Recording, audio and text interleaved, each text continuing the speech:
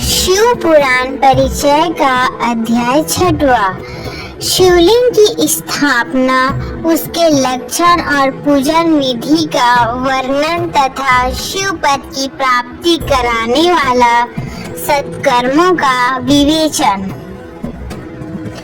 ऋषियों ने पूछा, सूत जी, शिवलिंग की स्थापना कैसे करनी चाहिए, उनका लक्षण क्या है तथा उसकी पूजा कैसे करनी चाहिए, किस देश काल में करनी चाहिए और किस द्रव्य द्वारा करना उसका निर्माण होना चाहिए। सूत जी ने कहा, महर्षियों, मैं तुम लोगों के लिए एक विषय का वर्णन करता हूँ, ध्यान देकर सुनो और समझो। अनुकूल एवं शुभ समय में किसी पवित्र तीर्थ में, नदी आदि के तट पर अपनी रुचि के अनुसार ऐसी जगह शिवलिंग की स्थापना करनी चाहिए जहाँ नित्य पूजन हो सके। पार्थिव द्रव्य से, जलमय द्रव्य से अथवा तेजस पदार्थ से अपनी रुचि के अनुसार तत्व लक्षण से युक्त शिवलिंग का निर्माण करने के उसकी पूजा करने से उपासक को उस पूजन का पूरा फल प्राप्त होता है। संपूर्ण शुभ लक्षणों से युक्त शिवलिंग की यदि पूजा की जाए तो वह तत्काल पूजा का फल देने वाला होता है। यदि चल प्रतिष्ठा करनी हो तो इसके लिए छोटा सा शिवलिंग अथवा विग्रह श्रेष्ठ माना जाता है, और यदि अचल प्रतिष्ठा करनी हो तो त्रिशूल शिवलिंग अथवा विग्रह अच्छा माना गया है। उत्तम लक्षणों से युक्त शिवलिंग की शिवपट पीठ सहित स्थापना करनी चाहिए। शिवलिंग का पीठ मंडलाकार, गोल, चकोर, त्रिकोण अथवा खाट के पाए की भांति ऊपर नीचे मोटा और बीच के में पतला होना चाहिए। ऐसा शिवलिंग पीठ महान फल देने वाला होता है।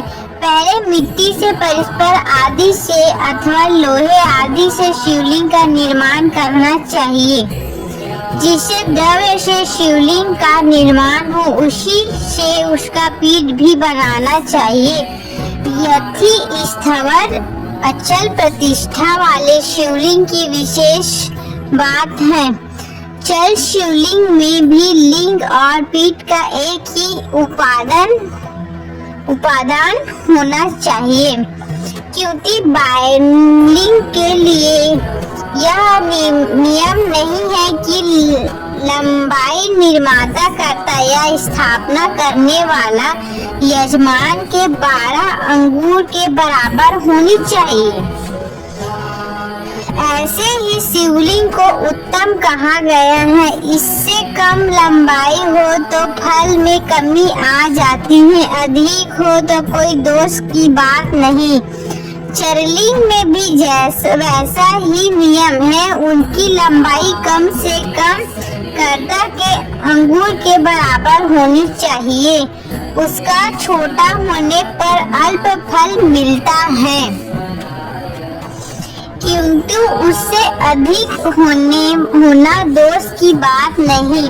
यजमान को चाहिए कि वह पहले शिल्प शास्त्र के अनुसार एक विमान या देवालय बनाए जो देवगणों की मूर्तियों से अनुकृत हो।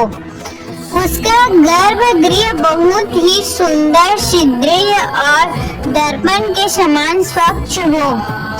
उसे 9 प्रकार के रत्नों से विभूषित किया गया हो। उसमें पूर्व और पश्चिम दिशा में 2 मुख्य द्वार हो। जहाँ शिवलिंग की स्थापना करनी हो, उस स्थान के गर्भ में नीलम, लाल, वैदूर्य, श्याम, मरकात, मोती, मूंगा, गोमत और हीरा, इन 9 रत्नों को तथा अन्य महत्वपूर्ण द्रव्यों को वैदिक मंत्रों के साथ छोड़ें। सघोगाद आदि 5 वैदिक मंत्रों द्वारा शिवलिंग का 5 स्थानों में क्रमशः पूजन करना, अग्नि में भविष्य के अनेक आहुतियों दे और परिवार सहित मेरी पूजा करके गुरु स्वरूप आचार्य को, धन तथा भाई बंधुओं को मनचाही वस्तुओं से संतुष्ट करे। यथाचकों को जड़ स्वर्ण गृह एवं भू संपत्ति तथा चेतन गौ आदि वैभव प्रदान करे। ईश्वर जंगम सभी जीवों को यत्न पूर्वक संतुष्ट करके गड्ढे में सुवर्ण तथा 9 प्रकार के रत्न भरकर संघोजाति वैदिक मंत्रों का उच्चारण करके परम कल्याणकारी महादेव जी का ध्यान करें। तत्पश्चात नद घोष से युक्त मंत्र ओम का उच्चारण करके उक्त गड्ढे में शिवलिंग की स्थापना करके उसे पीठ से संयुक्त करें। इस प्रकार पीठ युक्त लिंग की स्थापना करके उसे नित्य लेप दीर्घ काल तक टेके रहने वाले मशाले से जोड़कर स्थिर करे। इसी प्रकार वहाँ परम सुंदर वेर मूर्ति की भी स्थापना करनी चाहिए। सारांश यह है कि भूमि संस्कार आदि की सारी विधि जैसे लिंग प्रतिष्ठा के लिए कही गई है, वैसे ही वेर प्रतिष्ठा के लिए भी समझनी चाहिए। अंतर इतना ही है कि लिंग प्रतिष्ठा के लिए प्रणव मंत्र उच्चारण का विधान है, परंतु वेद की प्रतिष्ठा पंचाक्षर मंत्र से करनी चाहिए। जहाँ लिंग की प्रतिष्ठा हुई है वहाँ भी उत्सव के लिए बाहर सवारी निकालने आदि के नियमित वेर मूर्ति को रखना आवश्यक है। वेर को बाहर से भी लिया जा सकता है, उसे गुरुजनों से ग्रहण करे। ब्रह्म वेर वही लेने योग्य है, साधु पुरुष द्वारा पूजित हो। इस प्रकार लिंग में वेर में भी किसी हुई महादेव जी की पूजा शिव प्रदान करने वाली होती है। स्वथावर और जंगमत के भेद में लिंग के 2 प्रकार का कहा गया है। वृक्ष लता आदि को स्वथावर लिंग कहते हैं और क्रीम कीट आदि को जंगल लिंग। स्वथावर लिंग की सींचने वाली आदि के द्वारा सेवा करनी चाहिए और जंगम लिंग को आहार एवं जल आदि देकर तृप्त करना उचित है। इन स्वथावर जंगल जीवों को सुख पहुंचाने में अनुरक्त होना भगवान शिव का पूजन है, ऐसा विद्वान पुरुष मानते हैं। यो चराचर जीवों को ही भगवान शिव शंकर के प्रतीक माना गया, उसका पूजन करना चाहिए। इस तरह महालिंग की स्थापना करके विविध उपचारों द्वारा उनका पूजन करें। अपनी शक्ति के अनुसार नित्य पूजा करनी चाहिए तथा देवालय के पास ध्वजारोहण आदि करना चाहिए। शिवलिंग साक्षात शिव पद का प्रदान करने वाला है अथवा स्वरलिंग में सोचोपचारों द्वारा यथोचित रीति से क्रमशः पूजन करें। यह पूजन भी शिव पद प्रदान करने वाला है। आवाहन आसन अध्यपाद पाद्यांग आचमन अभ्यपूर्वक स्नान वस्त्र एवं यथोचित गंध पुष्प धूप दीप नैवेद्य तांबूल समर्पण विराजन नमस्कार और विसर्जन, ये 16 उपचार हैं। अथवा आद्य से लेकर वैनिक तक विविध पूजन करे। अभिषेक नैवेद्य नमस्कार और दर्पण ये सब यथाशक्ति नित्य करे। इस तरह किया हुआ शिव का पूजन शिव पद की प्राप्ति करने वाला होता है।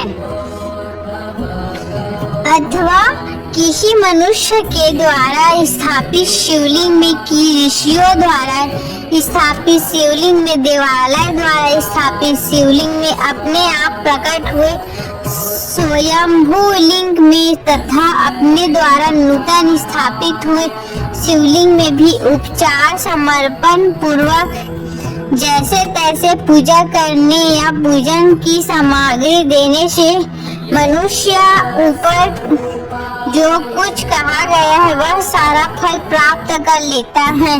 क्रमशः परिक्रमा और नमस्कार करने से भी शिवलिंग शिव पद की प्राप्ति कराने वाला होता है।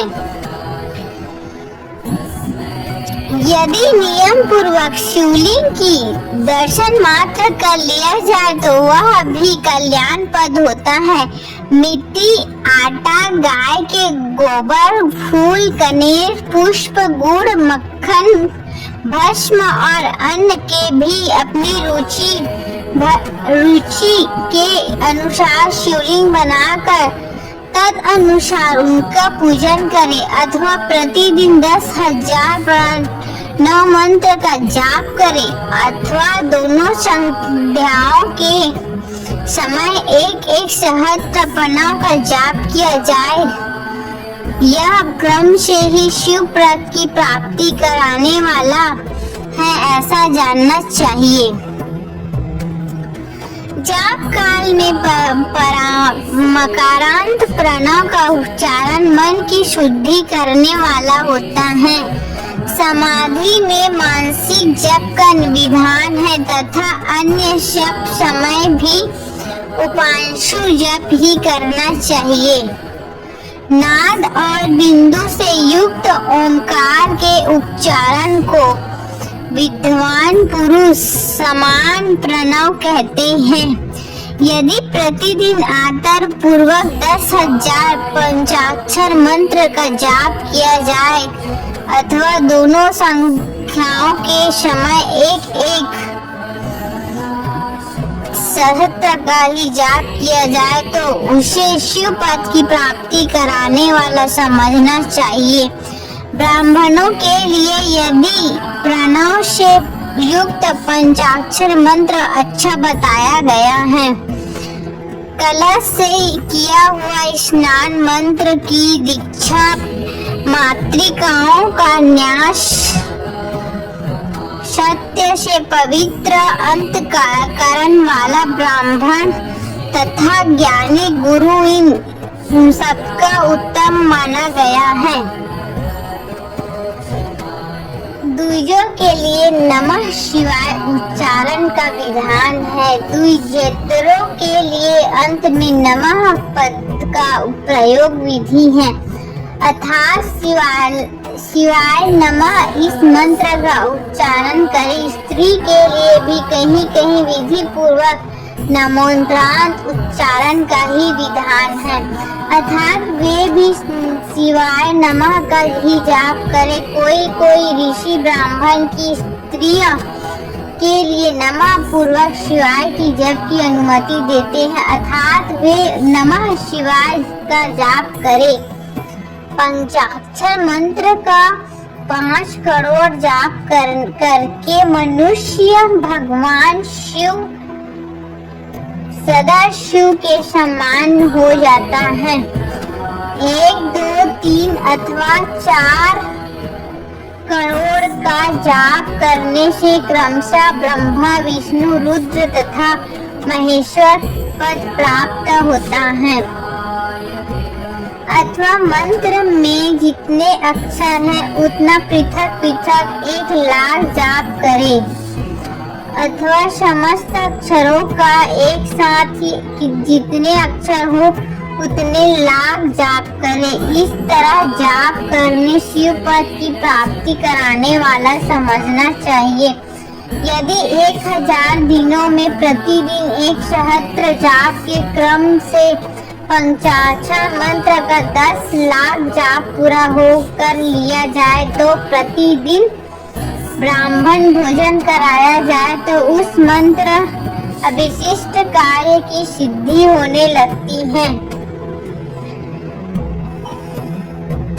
ब्राह्मण को चाहिए कि वह प्रतिदिन प्रातः काल 1008 गायत्री का जाप करे। ऐसा होने पर गायत्री क्रमशः शिव पद प्रदान कराने वाली होती हैं।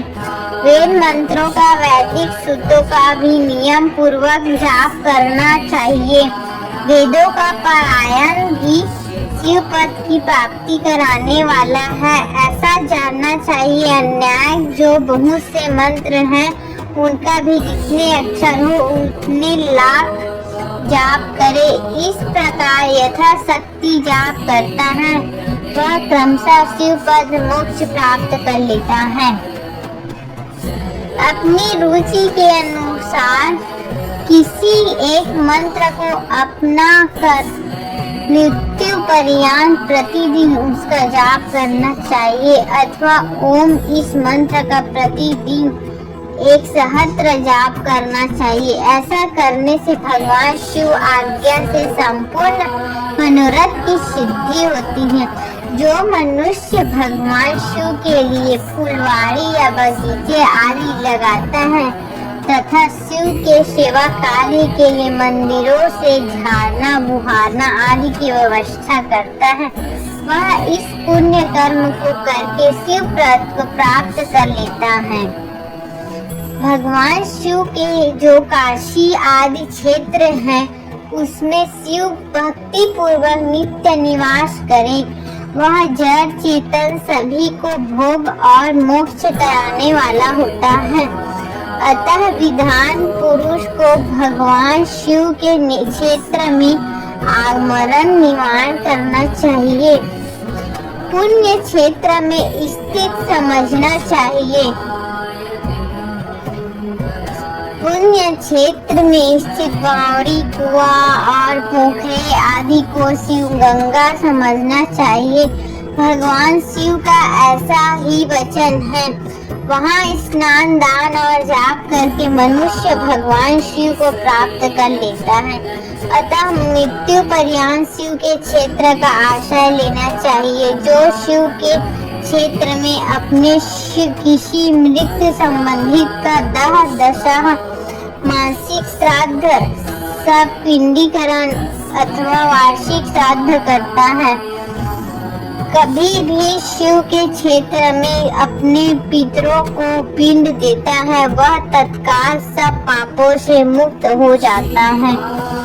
अंत में शिव पद पाता है अथवा शिव के क्षेत्र में 7, 5, 3 या 1 ही रात निवास कर ले। ऐसा करने से क्रमशः शिव पद की प्राप्ति होती है। लोक में अपने अपने वर्ण के अनुरूप सदाचार का पालन करने से भी मनुष्य शिव पद को प्राप्त कर लेता है। वर्ण अनुकूल आचरण तथा शिव भक्ति भाव से वह अपने सत्कर्म अतिशय फल पाता है। कामना पूर्वक किए हुए एक कर्म विशिष्ट फल को शीघ्र ही पा लेता है। निष्का भाव से किया हुआ सारा कर्म साक्षात शिव पद की प्राप्ति करने वाला होता है। दिन के 3 विभाग होते हैं, प्रातः, माध्यम और सायंकाल। इस तीनों क्रमशः एक एक प्रकार के क्रम का संपादन किया जाता है। प्रातः काल को शास्त्र विवाहित नित्य कर्म के अनुष्ठान का समय जानना चाहिए। मध्यम काल को सकाम कर्म के लिए उपयोगी है तथा सायं काल शांति कर्म के उपयोग है, ऐसा जानना चाहिए। इसी प्रकार रात्रि में भी समय का विभाजन किया गया है। रात के 4 प्रहरों से जो बीच के 2 प्रहर हैं उन्हें निशीथ काल कहा गया है। विशेषतः उसी काल में की हुई भगवान शिव की पूजा अविशिष्ट फल को देने वाली होती है। ऐसा जानकर कर्म करने वाला मनुष्य यथोचित फल भागी होता है। विशेषतः कलयुग में कर्म से ही फल की सिद्धि होती है। अपने अपने अधिकार के अनुसार ऊपर कहे गए किसी भी कर्म के द्वारा शिवाराधन करने वाला पुरुष आदि सदाचारी और पाप से डरता है तो वह उन कर्मों का पूरा फल अवश्य प्राप्त कर लेता है। ऋषियों ने कहा,